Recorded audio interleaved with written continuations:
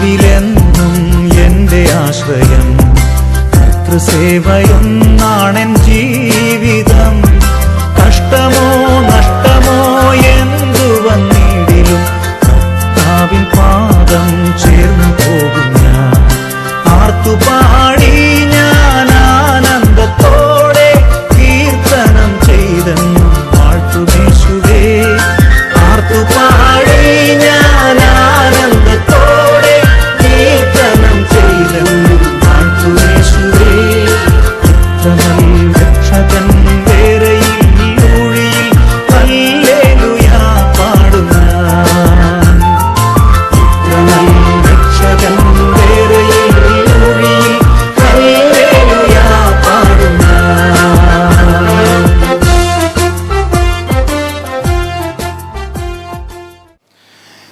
ഒന്നാമത്തെ അധ്യായം 9-ാമത്തെ വാക്യം പല കാര്യങ്ങൾ നമുക്ക് മുൻപിൽ വെളിച്ചത്ത് കൊണ്ടുവരുന്ന ഒരു വാക്യമാണ്.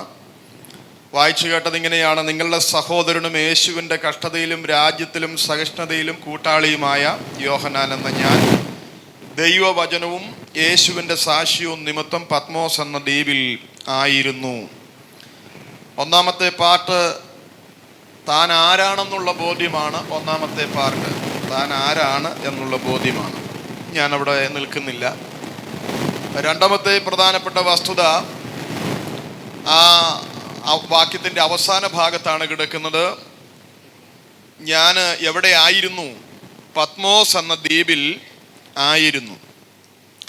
അപ്പം താൻ ആയിരുന്ന ആ ഒരു സാഹചര്യത്തിൽ പത്മോസിലാകാനുള്ളതിൻ്റെ കാരണം തനിക്ക് അറിയാമായിരുന്നു. അതായിരുന്നു ആ വാക്യത്തിലെ പ്രധാനപ്പെട്ട നമ്മൾ ഇന്ന് ചിന്തിക്കുന്ന രണ്ടാമത്തെ കാര്യം. ഒന്ന്, താൻ ആരാണെന്ന് തനിക്കറിയാമായിരുന്നു. രണ്ട്, ഭൂതകാലത്തിലാണ് ഇവിടെ പറയുന്നത് യോഹന്നാൻ എന്ന ഞാൻ പത്മോസ് എന്ന ദ്വീപിൽ ആയിരുന്നു.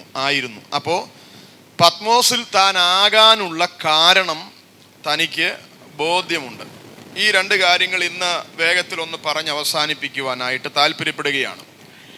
നമ്മൾ ആ വാക്യത്തിൻ്റെ പ്രാരംഭ ഭാഗത്തേക്ക് ഒന്നുകൂടി വരിക. നിങ്ങളുടെ സഹോദരനും യേശുവിൻ്റെ കഷ്ടതയിലും രാജ്യത്തിലും സഹിഷ്ണുതയിലും കൂട്ടാളിയുമായ യോഹന്നാൻ എന്ന ഞാൻ.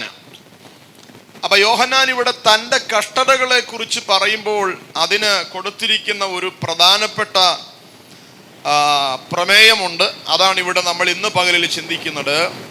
താൻ അനുഭവിച്ചത് യേശുവിൻ്റെ കഷ്ടതയാണ്. അതാണ് അവിടെ കൊടുത്തിരിക്കുന്നത്.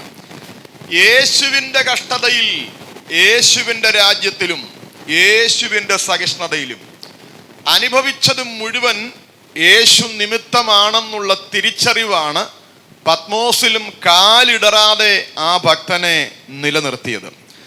ഞാനതിൻ്റെ വിശദീകരണത്തിലേക്ക് മറ്റൊരു വാക്യം കൂടി നിങ്ങളുടെ ശ്രദ്ധയിലേക്ക് കൊണ്ടുവരുന്നു. പുറകോട്ടൊന്നുകൂടി താള് മറിക്കുക. പത്രോസിൻ്റെ 1-ാം ലേഖനം 4-ാമത്തെ അധ്യായം അതിൻ്റെ 13, 14, 15 വാക്യങ്ങൾ ഈ കഷ്ടത എന്നുള്ള കാര്യത്തിൻ്റെ വിശദീകരണത്തിന് വേണ്ടി നമുക്കൊന്ന് ശ്രദ്ധിക്കാം. 1 പത്രോസ് 4-ാമത്തെ അധ്യായം അതിൻ്റെ 13, 12 മുതൽ വായിച്ചു. 12 മുതൽ 15 വരെ ശ്രദ്ധിക്കുക. പ്രിയമുള്ളവരെ, നിങ്ങൾക്ക് പരീക്ഷയ്ക്കായി സംഭവിച്ചിരിക്കുന്ന അഗ്നിശോധനയെങ്കിൽ ഒരു അപൂർവ കാര്യം നിങ്ങൾക്ക് വന്നുകൂടി എന്ന് വെച്ച് അതിശയിച്ചു പോകരുത്. ക്രിസ്തുവിൻ്റെ കഷ്ടങ്ങൾക്ക് പങ്കുള്ളവരാകും തോറും സന്തോഷിച്ചുകൊള്ളുവിൻ. അങ്ങനെ നിങ്ങൾ അവൻ്റെ തേജസ്സിൻ്റെ പ്രത്യക്ഷതയിൽ ഉല്ലസിച്ചാനന്ദിപ്പാൻ ഇടവരും. ക്രിസ്തുവിൻ്റെ നാമം ഹേതുവായി നിന്ന സഹിക്കേണ്ടി വന്നാൽ നിങ്ങൾ ഭാഗ്യവാന്മാർ. മഹത്വത്തിൻ്റെ ആത്മാവായ ദൈവാത്മാവ് നിങ്ങളുടെ മേൽ ആവസിക്കുന്നുവല്ലോ. നിങ്ങളിൽ ആരും കൊലപാതകനോ കള്ളനോ ദുഷ്പ്രവൃത്തിക്കാരനോ ആയിട്ടില്ല കഷ്ടം സഹിക്കേണ്ടത്. പല കാര്യത്തിൽ ഇടപെടുന്നവനായിട്ടുമല്ല, ക്രിസ്തുവിനായിട്ട് കഷ്ടം സഹിക്കേണ്ടി വന്നാലോ ലജ്ജിക്കരുത്. ഈ ഭാഗം നിങ്ങൾ ശ്രദ്ധിക്കുമ്പോൾ പത്രോസും അത് തന്നെ ആവർത്തിച്ച് പറയുകയാണ്. 13-ാമത്തെ വാക്യത്തിനകത്ത് പറയുന്നു, ക്രിസ്തുവിൻ്റെ കഷ്ടങ്ങൾക്ക് പങ്കുള്ളവരാകും തോറും സന്തോഷിച്ചു കൊള്ളുവീൻ. 15-ാമത്തെ വാക്യത്തിലേക്ക് പറയുന്നു. ഈ 13, 15 വാക്യങ്ങൾ കൂട്ടിച്ചേർത്താൽ നമുക്കതിനകത്തുനിന്ന് കഷ്ടതയെ കുറിച്ച് ലഭിക്കുന്ന 2 പാഠങ്ങളുണ്ട്. അതിലെ ഒരു പാഠം എങ്ങനെ കഷ്ടം സഹിക്കണം, എങ്ങനെ കഷ്ടം സഹിക്കരുത്.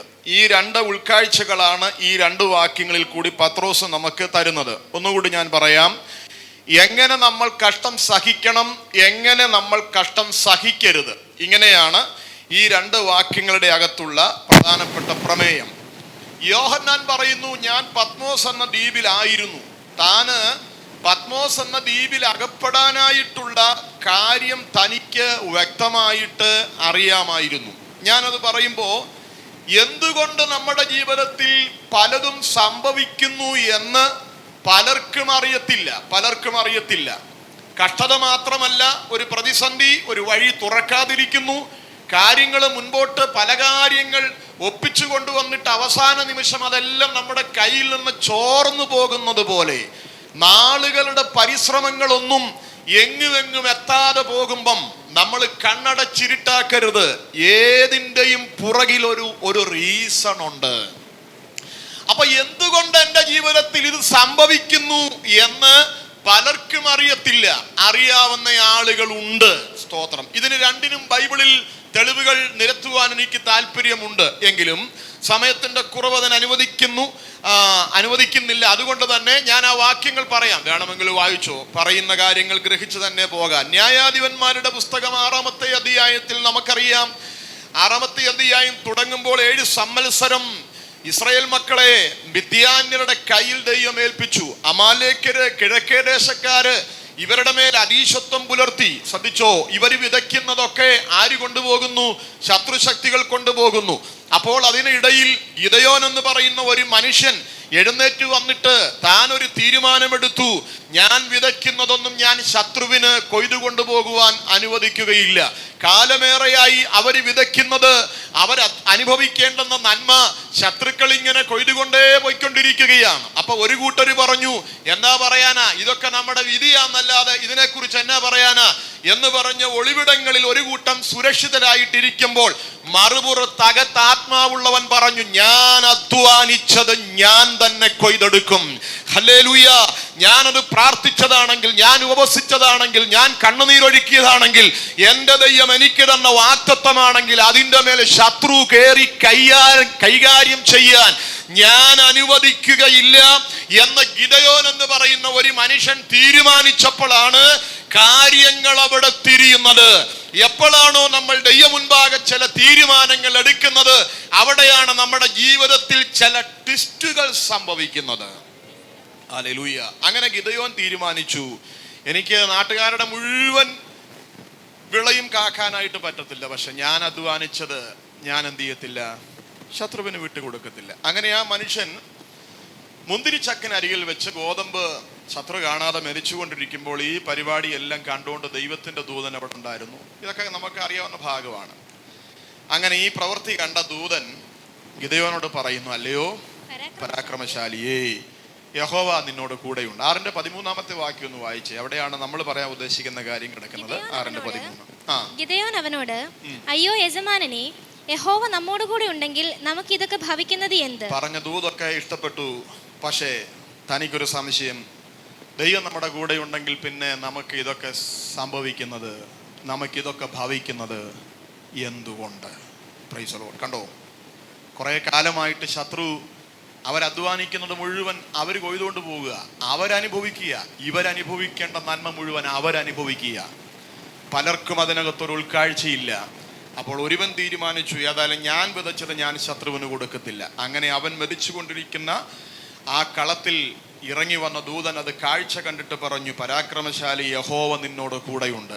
ദൂത് ശക്തമായിരുന്നു. ദൂത് കേട്ടപ്പോൾ ഗിദെയോൻ ദൈവത്തിന്റെ ദൂതനോട് ചോദിക്കുന്നു, ദൈവം നമ്മുടെ കൂടെ ഉണ്ടെന്നല്ല ഇദ്ദേഹം പറഞ്ഞത്? അതെ. അങ്ങനെയെങ്കിൽ നമുക്ക് ഈ ഭവിക്കുന്നതൊക്കെ എന്തുകൊണ്ട്? അപ്പൊ ഇതുവരെ ഈ നടക്കുന്നതിന്റെ പുറകിലത്തെ കാരണം ഗിദെയോൻ അറിയത്തില്ല. മനസ്സിലാവുന്നുണ്ടല്ലോ ഞാൻ പറയുന്നത്? നിങ്ങൾ എൻ്റെ കൂടെ ഉണ്ടല്ലോ. കുറെ കാലമായിട്ട് നടന്നു വരുന്ന ഈ പ്രതിസന്ധിയുടെ പുറകിലുള്ള കാരണം എന്താണെന്ന് ആർക്കറിയത്തില്ല? ഗിദെയോൻ അറിയത്തില്ല. ഞാൻ മറ്റൊരു തെളിവ് കൂടി പറയാം. മത്തായി സുവിശേഷം 13-ാമത്തെ അധ്യായം അതിൻ്റെ 27-ാമത്തെ വാക്യം. നമ്മൾ ഇതിന് ചില മാസങ്ങൾക്ക് മുമ്പാണെന്ന് തോന്നുന്നു, ചില ആഴ്ചകൾക്ക് മുൻപ് നമ്മൾ ചിന്തിച്ചു. കളയും വിളയും തമ്മിൽ പഠിച്ചപ്പോൾ ഈ വേദഭാഗം നമ്മൾ വായിച്ചത്. പ്രസക്ത ഭാഗം മാത്രം വായിക്കാം. നല്ല വിത്ത് വിതച്ചു, അങ്ങനെ ഇരിക്കുമ്പോൾ ഈ വിത്ത് വിതച്ചിട്ട് അത് കയറി വരുന്നതിന്റെ കൂട്ടത്തിൽ എന്ത് ചെയ്യുന്നു? കള കൂടി വരുന്നു. 13:27 വിശദീകരിച്ചു പോകാൻ സമയമില്ല. 13:27 അപ്പോൾ വീട്ടുടയവന്റെ ദാസന്മാർ അവന്റെ അടുക്കൽ ചെന്നു, യജമാനനെ, വയലിൽ നല്ല വിത്തല്ലയോ വിതച്ചത്, പിന്നെ കള എവിടെ നിന്ന് വന്നു എന്ന് ചോദിച്ചു. കണ്ടോ, അവർക്ക് ഒരു സംശയം. നമ്മൾ വിതച്ചത് നല്ല വിത്ത, പിന്നെ കള എവിടെ നിന്ന് വന്നു? അപ്പൊ വിതച്ചത് നല്ലതാണ്, പിന്നെ ഈ കള എവിടെ നിന്ന് വന്നു? അതിന്റെ പുറകിൽ ഒരു കാരണമുണ്ട്. ദൈവം നമ്മുടെ കൂടെ ഉണ്ടെങ്കിൽ നമുക്ക് ഈ ഭവിക്കുന്നതൊക്കെ എന്ത്? നമ്മൾ പ്രാർത്ഥിക്കുന്നുണ്ട്, ഒറ്റ സഭായോഗം പോലും വിടുന്നില്ല. കിട്ടുന്നതിനൊക്കെ നമ്മൾ കർത്താവിന്റെ സന്നിധിയിൽ കൊടുക്കുന്നുണ്ട്.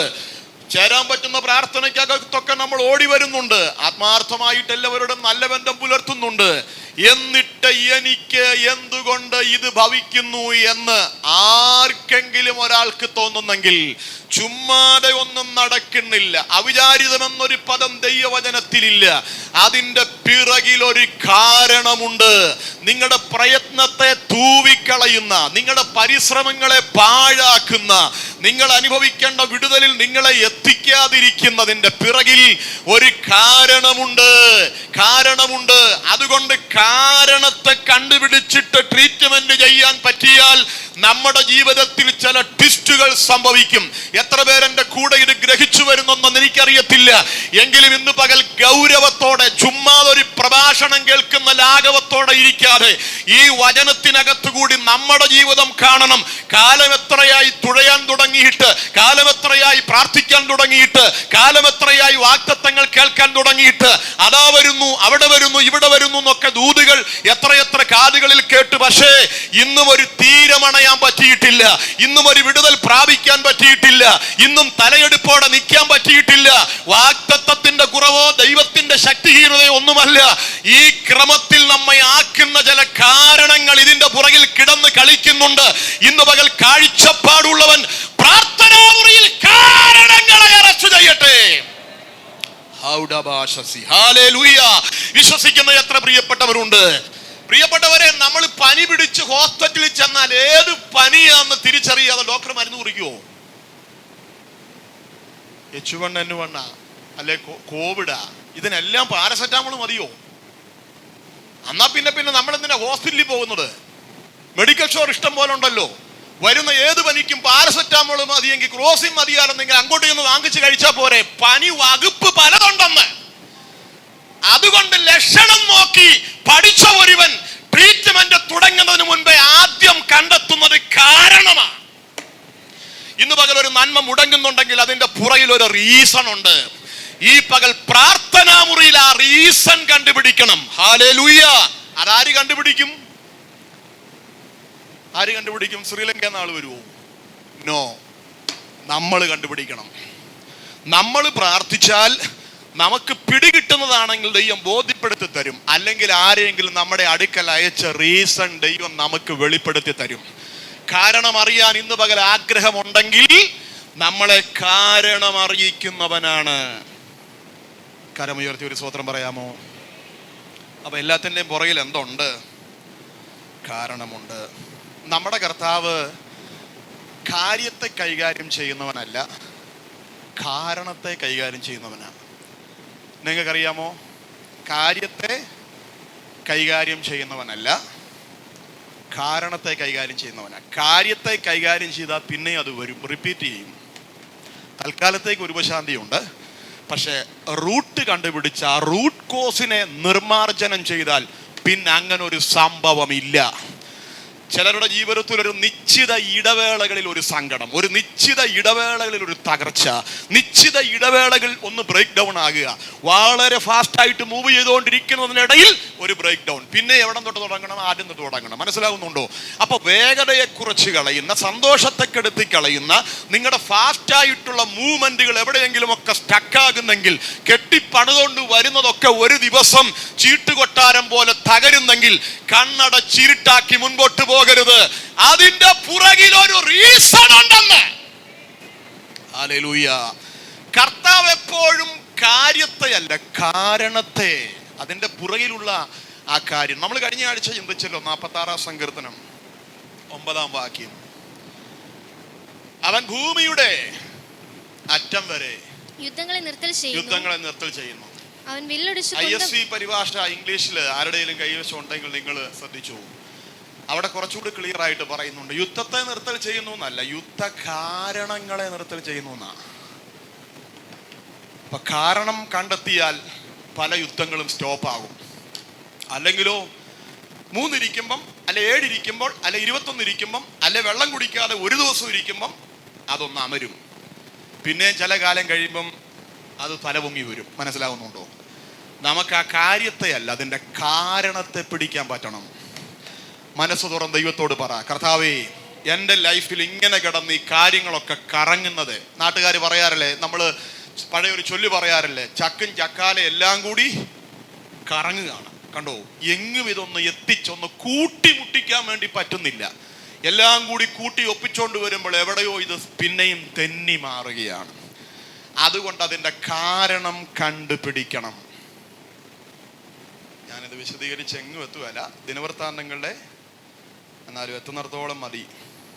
ദിനവൃത്താന്തങ്ങളുടെ 1-ാം പുസ്തകത്തിലോട്ട് വന്നേ, 21-ാമത്തെ വാക്യം. ഞാൻ നിങ്ങൾക്കൊന്ന് ബോധ്യപ്പെടുത്താൻ വേണ്ടി കേട്ടോ ഇന്ന് നിർത്തി പറയുന്നുണ്ട്. അനന്തരം സാത്താൻ, ക്ഷമിക്കണം, ആ ഭാഗമല്ല, ശമൂവേലിന്റെ പുസ്തകം, ഞാൻ പറഞ്ഞ അധ്യായം തെറ്റിപ്പോയി. 2 ശമൂവേലിന്റെ പുസ്തകം, 2 ശമൂവേലിന്റെ പുസ്തകം, 1 മിനിറ്റ്, 21-ാമത്തെ, അതാണോ 1 ദിനവൃത്താന്തമാണോ?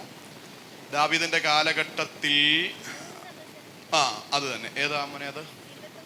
അതെ, 2 ശമൂവേൽ 21. ഞാൻ ദിനവൃത്താന്തം പറഞ്ഞു, 2 ശമൂവേൽ 21. ഒന്ന് വായിച്ചോളൂ. ദാവീദിന്റെ കാലത്ത് 3 സംവത്സരം തുടരെ ക്ഷാമമുണ്ടായി. ദാവീദിന്റെ കാലത്ത് 3 സംവത്സരം തുടരെ ക്ഷാമമുണ്ടായി. ദാവീദ് യഹോവയുടെ അരുളപ്പാട് ചോദിച്ചപ്പോൾ ശൗൽ ഗിബിയോനിനെ കൊല്ലുക കൊണ്ട്. അപ്പൊ ആ വാക്യം വായിച്ചിട്ട് നിങ്ങൾക്ക് എന്താ തോന്നി?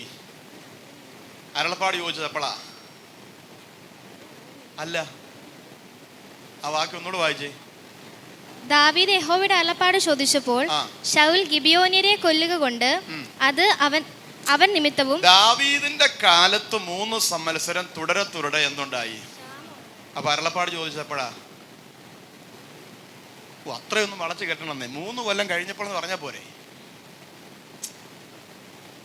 3 കൊല്ലം തുടരെ എന്തുണ്ടായി? ക്ഷാമം ഉണ്ടായി. അപ്പൊ 1-ാം കൊല്ലം വന്ന പുള്ളി എന്നാ വിചാരിച്ചു?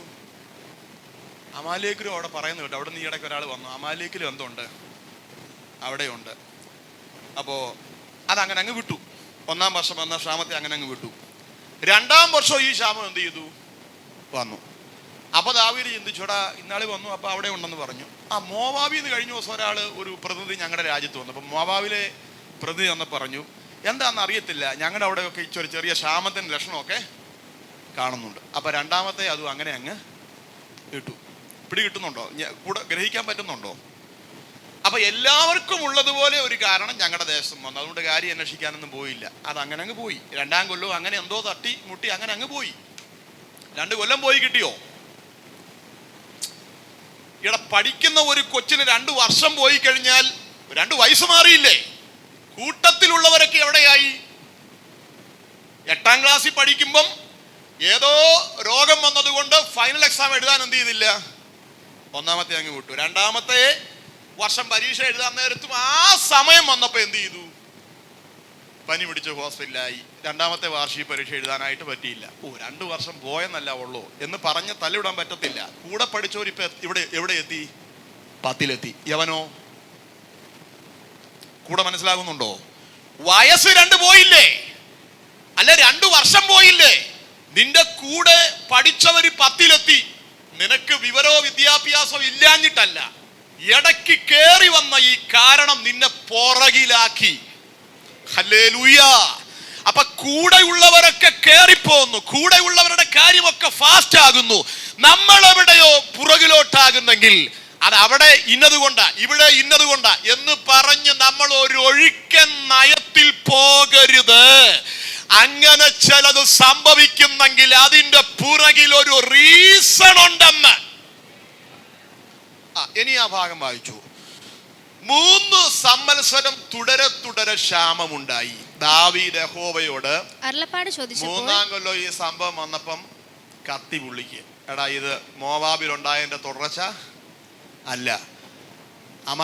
അമാലേക്കിയരുടെ ഭാഗത്തുണ്ടായതിന്റെ തുടർച്ച അല്ല. തുടരെ ഈ 3 വർഷം ഇത് വരാൻ എന്തുണ്ട്? അരുളപ്പാട് ചോദിച്ചപ്പം കാരണം വെളിപ്പെട്ടത് കണ്ടോ? ശൗല് ഗിബയോന്യരെ കൊല്ലുക കൊണ്ട് അത് അവൻ നിമിത്തവും രക്തപാതകവുമുള്ള അവന്റെ ഗ്രഹം നിമിത്തവും ഈ കക്ഷി ഇതൊന്നും അറിഞ്ഞതുപോലുമല്ല. പിടികിട്ടുന്നുണ്ടോ? നമ്മൾ പലപ്പോഴും നോക്കുന്നത് നമ്മൾ പെർഫെക്റ്റാ, പക്ഷേ ആ രാജ്യത്ത് നമ്മുടെ കുടുംബത്തിൽ നമ്മുടെ പ്രിയപ്പെട്ടവർ ചെയ്തു വെച്ച എന്തെങ്കിലുമൊക്കെ പ്രതിബന്ധങ്ങളുടെ പരിണിത ഫലത്തിന് നമ്മൾ വിധേയപ്പെടുന്നുണ്ടോ ചെക്ക് ചെയ്യണമെന്ന് ഞാൻ ഈ പറഞ്ഞ് മനസ്സിലാകുന്നുണ്ടോ? രാജ്യത്ത് വന്ന ക്ഷാമം അവിടെ മുൻപ് ഭരിച്ചവൻ ചെയ്തു വെച്ചേച്ചു പോയ ഒരു കൊള്ളരുതായ്മയുടെ പിന്തുടർച്ച അതൊന്നും അറിയാത്ത മനുഷ്യൻ അനുഭവിക്കേണ്ടി വരികയാണ്. Praise the Lord. ഇതൊക്കെയാ ഞാൻ നമ്മളെപ്പോഴും പറയത്തില്ല, ആരുടെയും സങ്കടം നമ്മുടെ മണ്ടയ്ക്ക് കിടക്കരുത്, ആരുടെയും കണ്ണുനീരും നമ്മുടെ കഞ്ഞി വീടരുത്, ആരെയെങ്കിലും നൊമ്പരപ്പെടുത്തിയതൊന്നും നമ്മുടെ നന്മകൾക്ക് തടസ്സമാകരുത്. ചെക്ക് ചെയ്യണമെന്നായി പറയുന്നത്. എത്ര പേർക്ക് ഞാൻ പറയുന്നത് മനസ്സിലാകുന്നുണ്ട്? ഒരുപക്ഷെ നിങ്ങൾ ആരെയും ബുദ്ധിമുട്ടിച്ചില്ലായിരിക്കാം, നിങ്ങൾ ആരെയും കണ്ണീര് കുടിപ്പിച്ചിട്ടില്ലായിരിക്കാം. നിങ്ങളുടെ കുടുംബത്തിൽപ്പെട്ട ആരെങ്കിലും നിമിത്തം ആരുടെയെങ്കിലും ലൈഫിൽ ഒരു കണ്ണുനീര്, ആരുടെയെങ്കിലും ലൈഫിൽ ഒരു നന്മ ബ്ലോക്ക് ആയിട്ടുണ്ടെങ്കിൽ അവർക്ക് വേണ്ടി നിങ്ങൾ ഏറ്റുപറയാൻ തയ്യാറാകണം. രക്തം ജയം ഗ്ലോറി എന്ന് പറയുമ്പോൾ തീരുന്ന സാധനമല്ല ഈ സാധനം. മനസ്സിലാവുന്നുണ്ടോ? ഏറ്റു പറയണം. കുറ്റമില്ലാത്ത 2 പേരല്ലേ, അല്ലെ കുറ്റം രേഖപ്പെടുത്താത്ത 2 പേരല്ലേ? യോസേഫ്, ദാനിയേൽ പ്രവചനത്തിലോട്ട് വന്നേ. നമ്മൾ എങ്ങും എത്തുമല്ലോ കേട്ടോ, ഇപ്പൊ തീരുവ. ദാനിയേൽ പ്രവചനത്തിലോട്ട് വന്നേ. ബൈബിളിൽ കുറ്റം പറയാത്ത 2 പേര്, കുറ്റമില്ലാഞ്ഞിട്ടല്ല, പക്ഷെ ദൈവാത്മാവ് രേഖപ്പെടുത്തിയിട്ടില്ല. 9-ാമത്തെ അധ്യായം. 70 വർഷം പ്രവാസി കിടക്കുക. അപ്പൊ യിരെമ്യാ പ്രവാചകന്റെ പുസ്തകം എന്ത് ചെയ്തു?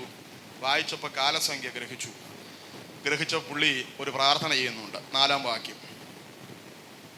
എൻ്റെ ദൈവമായ യഹോവയോട് ഞാൻ പ്രാർത്ഥിച്ച് ഏറ്റുപറഞ്ഞ എന്തെന്നാൽ, തന്നെ സ്നേഹിക്കുന്നവർക്കും തൻ്റെ കൽപ്പനകളെ പ്രമാണിക്കുന്നവർക്കും നിയമവും ദയയും പരിപാലിക്കുന്നവനായി മഹാനും ഭയങ്കരനുമായ ദൈവമായ കർത്താവേ, ഞങ്ങൾ പാപം ചെയ്തു.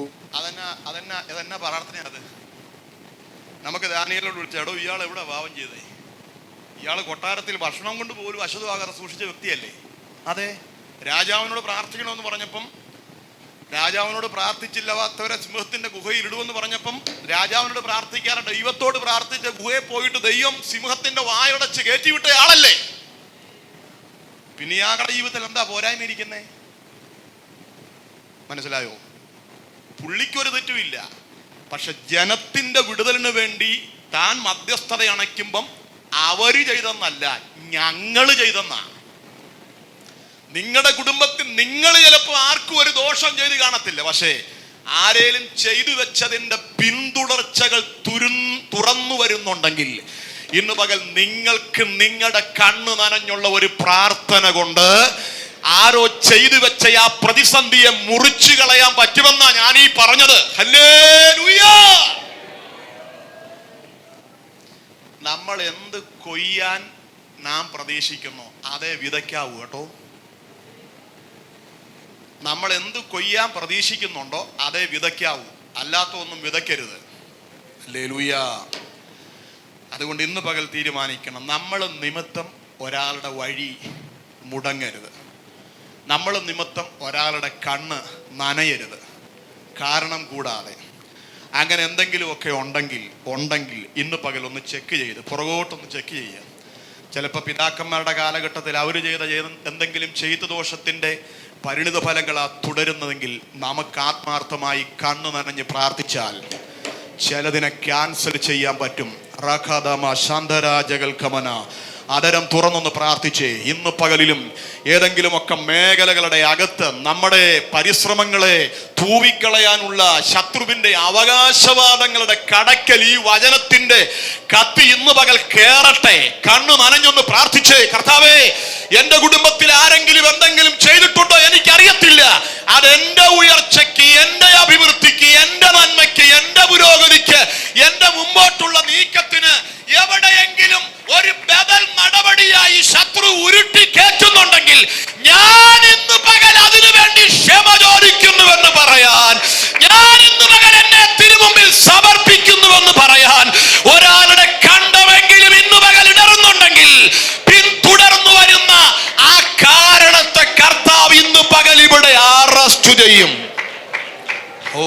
റബദനഗശസിയ. കരമടിച്ചതരം തുറന്ന് അല്പനിമിഷങ്ങൾ ആത്മാവിൽ ഒരുമിച്ചൊന്ന് സ്തോത്രം പറഞ്ഞാട്ടെ.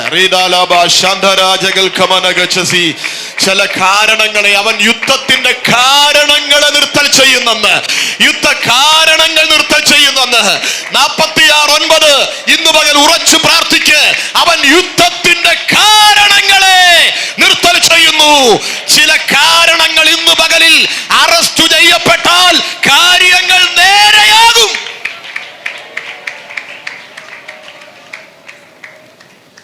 സമയം പോയി, 2 മിനിറ്റ് കൂടെ. മർക്കോസ് സുവിശേഷം 4-ാമത്തെ അധ്യായം പറഞ്ഞ് ഞാൻ അവസാനിപ്പിക്കുക. 35 മുതലുള്ള വാക്യങ്ങൾ നിങ്ങൾ നോട്ട് ചെയ്തു. 35 വായിക്കണ്ട. അതിന്റെ 39 അവര് കാറ്റടിച്ചു, പടകിൽ കാറ്റടിച്ചു മുങ്ങുമാറായി, നശിച്ചു പോകുന്നതിൽ നിനക്ക് വിചാരമില്ലയോ എന്ന് ചോദിച്ച് യേശുവിനെ ഉണർത്തി. 39-ാമത്തെ വാക്യം, അവൻ എഴുന്നേറ്റ് കാറ്റിനെ ശാസിച്ച് കടലിനോട് അനങ്ങാതിരിക്കുക. പടകിൽ കേറിയതെന്താ? പടകിൽ കയറിയതെന്താ? തിരയാ അല്ലേ? 37-ാമത്തെ വാക്യത്തിൽ ചുഴലിക്കാറ്റുണ്ടായി, പടകിൽ തിര. കാറ്റടിച്ചാലൊന്നും പടകിന് കുഴപ്പമില്ല, പക്ഷേ ഈ തിര അടിച്ചങ്ങോട്ട് കയറുക. പടകിലോട്ട് കയറിയാൽ വെള്ളം നിറയും, പടക് എന്ത് ചെയ്യും? മുങ്ങും. അപ്പൊ ന്യായമായിട്ടുള്ള ചോദ്യം, തിരയല്ലേ ശാസിക്കണ്ടേ? ആണോ? പക്ഷെ നമ്മുടെ കർത്താവ് ചെയ്യുന്നത്, അവൻ എഴുന്നേറ്റ്. അതിന് കാരണം എന്ന് അറിയോ? ഈ തിരയെ ഇളക്കുന്നതിന്റെ പുറകിൽ വ്യാപരിക്കുന്നത് കാറ്റാ. നമ്മുടെ കർത്താവ് കാര്യത്തെയല്ല, അതിന്റെ പുറകിലെ കാരണത്തെയാ ട്രീറ്റ് ചെയ്തത്. ഇന്ന് പകൽ നിങ്ങളുടെ കുടുംബത്തിൽ ചില കാരണങ്ങളെ ഈ പകൽ ദൈവാത്മാവ് ട്രീറ്റ് ചെയ്യട്ടെ. ഒന്ന് ഏൽപ്പിച്ചു കൊടുത്തേ. ഞാൻ എൻ്റെ വാക്കുകൾക്ക് ഇവിടെ വിരാമം കുറിക്കുക. കഷ്ടതയുടെ പുറകിലത്തെ കാരണങ്ങൾ, പുരോഗതി ഇല്ലാത്തതിന്റെ പുറകിലത്തെ കാരണങ്ങൾ, പരിശ്രമിച്ചിട്ടും നമുക്ക് എങ്ങും എത്താൻ കഴിയാതെ പോകുന്നെങ്കിൽ അതിന്റെ പുറകിലൊരു കാരണമുണ്ട്. അവർക്കിങ്ങനെ, ഇവർക്കങ്ങനെ, മറ്റവർക്കങ്ങനെ എന്ന് പറഞ്ഞ് അടച്ചിരുട്ടാക്കിയ പിന്നെ നിങ്ങളുടെ സമയം വേസ്റ്റ് ആകും. ഇന്ന് പകൽ സമയം വേസ്റ്റ് ആകരുത്. നീ എത്തേണ്ട ഇടത്ത് എത്തേണ്ട സമയത്തെത്തണം. നിന്റെ കൈവരേണ്ട ദൈവപ്രവൃത്തി കൃത്യമാകുന്ന സമയത്ത് കിട്ടണം. അതിനായിട്ട് അതിന്റെ പിറകിൽ ഒരു കാരണം വ്യാപരിക്കുന്നുണ്ടെങ്കിൽ സ്വന്തം ജീവിതത്തിൽ എന്തെങ്കിലും ഉണ്ടോ ഒന്ന് ചെക്ക് ചെയ്യേ. നമ്മളേറ്റു പറയേണ്ട, ക്രമീകരിക്കേണ്ട എന്തെങ്കിലും ഉണ്ടെങ്കിൽ ക്രമീകരിക്കുക. അല്ല, നമ്മുടെ ഭവനത്തിൽ ആരെങ്കിലും ചെയ്തു വെച്ചതിന്റെ എന്തെങ്കിലും പരിണിത ഫലങ്ങൾ, അതല്ലേ ശൗലിന്റെ കാര്യത്തിൽ നമ്മൾ വായിച്ചത്. ഒരു രാജ്യം മുഴുവൻ കെടുതിയിലായത് ദാവീദിന്റെ കയ്യിലിരിപ്പുകൊണ്ടല്ല, മുമ്പിലത്തെ രാജാവ് ചെയ്തു വെച്ച ആ ഒരു കാര്യം കൊണ്ട് അതിന്റെ പരിഹാരക്രിയ ചെയ്തപ്പോഴാ. ആ അധ്യായം നിങ്ങൾ താവോട്ട് വായിച്ചു. പരിഹാരക്രിയ ചെയ്തപ്പോഴാ ക്ഷാമത്തിന് ഫുൾ സ്റ്റോപ്പ് ഇട്ടത്.